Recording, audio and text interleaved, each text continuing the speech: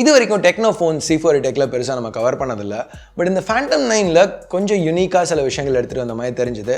So அதனால் இந்த வீடியோவில் அன்பாக்ஸ் பண்ணி இந்த ஃபோன் எப்படி இருக்குது அப்படிங்கிறத பார்ப்போம். ஹே கைஸ், என் பேர் ஆஷ். நீங்கள் பார்த்துட்டு இருக்கிறது C4 டெக் தமிழ். வீடியோ பிடிச்சிருந்துச்சுன்னா மறக்காமல் கீழே இருக்கிற தம்ஸ் அப் பட்டன், சப்ஸ்கிரைப், பெல் ஐகான்ஸ் இதெல்லாம் ப்ரெஸ் பண்ணுங்கள். இப்போ நம்ம வீடியோக்கு போவோம். ஸோ இதுதான் ஃபேண்டம் 9 வர பாக்ஸ். ஸோ சைடில் எக்ஸ்ட்ரா ஒரு மாதம் warranty plus free screen replacement கொடுக்குறோம் அப்படின்னு சொல்லி டெக்னோ சொல்கிறாங்க. இது ஒரு யூனிக்கான விஷயம் இந்த செக்மெண்ட்டில். எனிவே, பிளாஸ்டிக்கை ரிமூவ் பண்ணுவோம், பாக்ஸை ஓப்பன் பண்ணலாம். ஸோ இங்கே ஓப்பன் பண்ணோம்னா பேக்கேஜிங் கொஞ்சம் நல்லா இருக்குது. மீனன் எஸ்சியோட பேக்கேஜிங் மாதிரி இருக்குது. கொஞ்சம் பார்க்க நல்லா பண்ணியிருக்காங்க, கொஞ்சம் யூனிக்காக. ஸோ அடுத்து இங்கே சிம் இஜெக்டர் டூல், கொஞ்சம் ரெகுலர் புக்லெட்ஸ், திருப்பியும் அந்த எக்ஸ்ட்ரா மந்த் வாரண்டி பற்றி இங்கே போட்டிருக்காங்க. அதுக்கப்புறம் ஒரு டெக்ஸ்சர்ட் சாஃப்ட் கேஸ், குவாலிட்டி நல்லா இருக்குது. ஸோ இப்போ ஃபைனலாக ஃபேண்டம் 9 ஃபோன் பிளாஸ்டிக்லேருந்து ரிமூவ் பண்ணுவோம். பேக்கில் ஒரு பேட்டர்ன் இருக்குது, கிரேடியன்ட் பேக் கொடுத்துருக்காங்க. இது பிளாஸ்டிக் தான், ஆனால் பார்க்க நல்லா இருக்குது. ஃப்ரண்ட்டில் உள்ள ப்ரொடக்டிவ் பிளாஸ்டிக்கை ரிமூவ் பண்ணுவோம். ஸோ ஃபோனை ஆன் பண்ணிவிட்டு கேஸில் போட்டு இப்போதைக்கு சைடில் வைக்கலாம். ஸோ பாக்ஸில் வேறு என்ன இருக்குன்னு பார்த்தா ஒரு 10 வாட் சார்ஜர், இங்கே மைக்ரோ USB சப்போர்ட் கொடுத்துருக்காங்க, டைப் C கிடையாது, அது ஒரு நெகட்டிவ். அதுக்கப்புறம் இயர்பாட் ஸ்டைலில் இயர்ஃபோன்ஸ் கொடுத்துருக்காங்க. ஸோ பாக்ஸ் கண்டென்ட்ஸ்னு பார்த்தா அவ்வளோதான். ஸோ இப்போ டெக்னோ ஃபேண்டம் 9 கொஞ்சம் க்ளோஸாக பார்ப்போம். ஸோ பில்ட் குவாலிட்டின்னு வரையில் டெக்னோ இங்கே நல்லாவே பண்ணியிருக்காங்க. நல்லா சாலிடாக இருக்குது, க்ரீக்கிங், வாப்லிங் அந்த மாதிரி எதுவும் இல்லை. ஓவரால் ஒரு நல்ல இன்ஹேண்ட் ஃபீல் கொடுக்குது. திக்னஸ்னு வரையில் 8 மில்லிமீட்டர்ஸ்க்கு கம்மியாக, இது பிளாஸ்டிக்குங்கிறதுனால லைட்டாக இருக்குது. 125 கிராமுக்கு கம்மியாக வெயிட் வருது. ஸோ கையில் ஹோல்ட் பண்ணுறதுக்கு ஈஸியாகவும் இருக்குது. இந்த கேஸ் ஏற்கனவே வெயிட்லெஸ்ஸாக இருக்குது. இதில் அந்த டெக்ஸ்சர் இருக்கிறதுனால கிரிப் எக்ஸ்ட்ராவாக இருக்குது. ஸோ இந்த பில்டுக்கு நான் ஓவராகவே பாசிட்டிவாக இருக்கேன் அப்படின்னு பார்த்தா, இதை நான் கவர் பண்ண ஆரம்பிக்கல. நான் ரொம்ப ஒரு எக்ஸ்பெக்டேஷனே இல்லாமல் போனேன். கொஞ்சம் மொக்கையாக இருக்கும் தான் எதிர்பார்த்து போனேன். ஆனால் கொஞ்சம் நல்லாவே பண்ணியிருக்காங்க, எதிர்பார்த்ததோட பெட்டராக பண்ணியிருக்காங்க. ஸோ இப்போ இந்த ஃபோனோட ஃப்ரண்ட்டுக்கு வந்தீங்கன்னா இங்கேயும் கொஞ்சம் இம்ப்ரெசிவாக தான் கொடுத்துருக்காங்க. பெசல்ஸ் கொஞ்சம் திக்காக இருக்குது, எஸ். ஆனால் இங்கே 6.4 இன்ச் AMOLED பேனல் கொடுத்துருக்காங்க. இந்த செக்மெண்ட்டில் ஜென்ரலாக AMOLED வராது, பட் இங்கே AMOLED பேனல் கொடுத்துருக்காங்க. அது மட்டும் இல்லாமல் இந்த பேனல் 600 நிட்ஸ் வரைக்கும் பிரைட்னஸ் போகும். ஸோ வெளியில் இப்போ சன்லைட்டில் யூஸ் பண்ணல, இது பார்க்குறதுக்கு ஈஸியாக இருக்குது. AMOLEDங்கிறதுனால கலர்ஸ் நல்லா பஞ்சியாக இருக்குது. வியூயிங் ஆங்கிள்ஸ்லையும் எதுவும் குறை சொல்கிற மாதிரி இல்லை.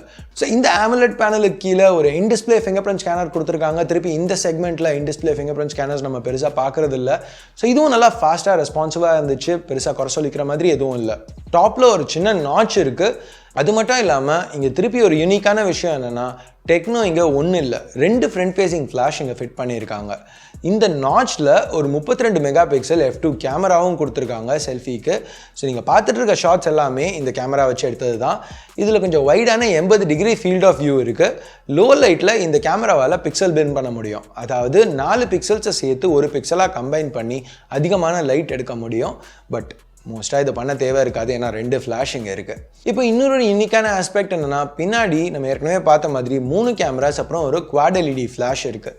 இப்போ முதல் கேமரா ஒரு 16 மெகா பிக்சல் ப்ரைமரி, இது f1.85 லென்ஸோடு வருது. இதில் இமேஜஸ் நல்லா இருக்குது, சேச்சுரேட்டடாக, நல்ல கலர்ஸோட, டீட்டெயில் லெவல்ஸும் நல்லா தான் இருக்குது. Secondary 8 mega pixel f2.4 wide angle லென்ஸோடு வருது. ஸோ வைட் ஆங்கிள்னால் ஒரே ஃபோட்டோவில் நிறைய கேப்சர் பண்ண முடியும். இங்கே இம்ப்ளிமெண்டேஷன் நல்லாவே கொடுத்துருக்காங்க. மூணாவது, மோஸ்ட்டாக எல்லா பட்ஜெட் ட்ரிபிள் கேமரா செட்டப்ஸ்லையும் நம்ம பார்க்குற மாதிரி ஒரு depth sensor, 2 mega pixel depth sensor இங்கே கொடுத்துருக்காங்க போர்ட்ரேட் ஷாட்ஸ்க்கு. சாஃப்ட்வேர்னு வரையில் டெக்னோ இங்கே கூகுள் லென்ஸ் சப்போர்ட் ஆப்லேயே கொடுக்குறாங்க. வீடியோ கேப்சர் 1080p வரைக்கும் தான் இருக்குது. இங்கே லோ லைட் பர்ஃபார்மன்ஸ் இம்ப்ரூவ் பண்ணுறதுக்கு ஒரு AI நைட் அல்காரிதம் கொடுத்துருக்கோன்னு சொல்கிறாங்க. ஸோ இப்போ சாஃப்ட்வேர் பற்றி ஏற்கனவே பேச ஆரம்பிச்சதுனால ஃபேண்டம் 9 Android 9 பையில் ரன் ஆகுது. இதுக்கு மேலே iOS 5.0 அப்படின்னு அவங்களோட சொந்த சாஃப்ட்வேர் பில்ட் பண்ணியிருக்காங்க. இந்த பேரை பற்றி நம்ம அதிகமாக பேச வேணாம், பட் பேசிக்காக iOS 5.0 அப்படிங்கிறது டெக்னோவோட கஸ்டம் ஸ்கின். இது ஸ்டாக்கிஷாக இல்லாட்டியும் இதில் நிறைய ஃபீச்சர்ஸ் கொஞ்சம் பேசிக்காக ஸ்டாக் மாதிரி தான் இருக்குது. அதாவது இப்போ ஆப் ட்ராவர் ஃபங்க்ஷனாலிட்டி இருக்குது, குவிக் டாகிள்ஸ் பெருசாக அவங்க மாற்றலை. இப்போ செட்டிங்ஸ் மெனுலையும் நிறைய சேஞ்சஸ் கிடையாது. ஆனால் உங்களுக்கு வேணும்னா ஒரு தீம் இன்ஜின் சப்போர்ட் இருக்குது, ரெகுலர் கீஸ் வேணும்னா யூஸ் பண்ணலாம், இல்லை ஜெஸ்டர்ஸ் வேணும்னா யூஸ் பண்ணலாம், இல்லை ஆண்ட்ராய்ட் பையோட டிஃபால்ட் நேவிகேஷன் ஆப்ஷனுக்கு வேணும்னாலும் ஸ்விட்ச் பண்ணிக்கலாம். இங்கே என்டையர் எக்ஸ்பீரியன்ஸுமே நல்லா ஸ்மூத்தாக இருந்துச்சு. ஆனால் இங்கே ஃபேண்டம் 9ல் பெருசாக ரொம்ப பவர்ஃபுல்லான இன்டர்னல்ஸ் கிடையாது. இதில் மீடியாடெக்கோட ஹீலியோ P35 சிப் தான் யூஸ் பண்ணியிருக்காங்க. அது ஒரு 12 நானோமீட்டர்ஸில் பண்ணால் ஆக்டோகோர் 2.3 GHz சிப் தான். இது கூட 6 GB RAM, 128 GB ஸ்டோரேஜ் இருக்குது. டெக்னோ அது மட்டும் இல்லாமல் ஒரு ட்ரிபிள் ஸ்லாட் கொடுத்துருக்காங்க. இதில் டியூவல் வோல்டேஜ் சப்போர்ட் இருக்குது. பேட்டரின்னு பார்த்தா 3500 mAh battery. So overall Phantom 9ல் ஒரு நல்ல டிஸ்பிளே, டீசெண்டான பில்ட், நல்ல கேமராஸ் இந்த செக்மெண்ட்டுக்கு, இன்டர்ஃபேஸ் நல்லா ஸ்னாப்பியாக இருந்துச்சு, நிறைய ஸ்டோரேஜ் எக்ஸ்பான்ஷனுக்கும் ஆப்ஷன் இருக்குது. இதெல்லாம் 15,000க்கு கம்மியாக எடுத்துகிட்டு வந்திருக்காங்க. ஸோ இதுதான் டெக்னோ ஆஃபர் பண்ணுறாங்க. பட் இந்த ஃபோன் வர்த்தா இல்லையா அப்படிங்கிறதுக்கு மெயினாக டிசைடிங் ஃபேக்டர்னு பார்த்தா இந்த P35 சிப் எப்படி பெர்ஃபார்ம் பண்ண போகுதுங்கிறது தான். இது வரைக்கும் P35யோட எந்த ஃபோனையும் நான் டெஸ்ட் பண்ணல. ஸோ இந்த P35 எப்படி பெர்ஃபார்ம் பண்ண போகுது அப்படிங்கிறதுக்கு எனக்கு இப்போதைக்கு பதில் இல்லை. இனிஷியலாக டெஸ்ட் பண்ணி பார்த்த வரைக்கும் எல்லாமே ஸ்னாப்பியாக இருந்துச்சு, ஃபாஸ்ட்டாக இருந்துச்சு. பட் இன்னும் கொஞ்சம் டீட்டெயிலாக டெஸ்ட் பண்ணி பார்த்துட்டு தான் சொல்ல முடியும். ஸோ இந்த ஃபோனை ரிவ்யூ பண்ணால் கண்டிப்பாக அதை பற்றி சொல்கிறேன். இந்த ஃபோனோட ரிவ்யூ பார்க்கணும்னு நினைக்கிறீங்களா, டெஸ்ட் பண்ணி ரிவ்யூ பண்ணணும்னு சொன்னீங்கன்னா நான் பண்ணுறேன். உங்கள் கருத்தை என்ன கீழே கமெண்ட்ஸில் சொல்லுங்கள். நீங்கள் ரிவ்யூ பண்ணணும்னு சொன்னீங்கன்னா நான் பண்ணுறேன்.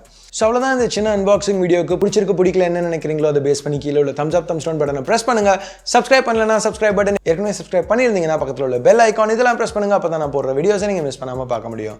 ஸோ அடுத்த வீடியோவில் உங்களை திருப்பி சந்திக்கிற வரைக்கும் என் பேர் ஆஷ். நீங்கள் பார்த்துட்டு இருக்கிறது C4 Tech Tamil. Have a nice day. Bye.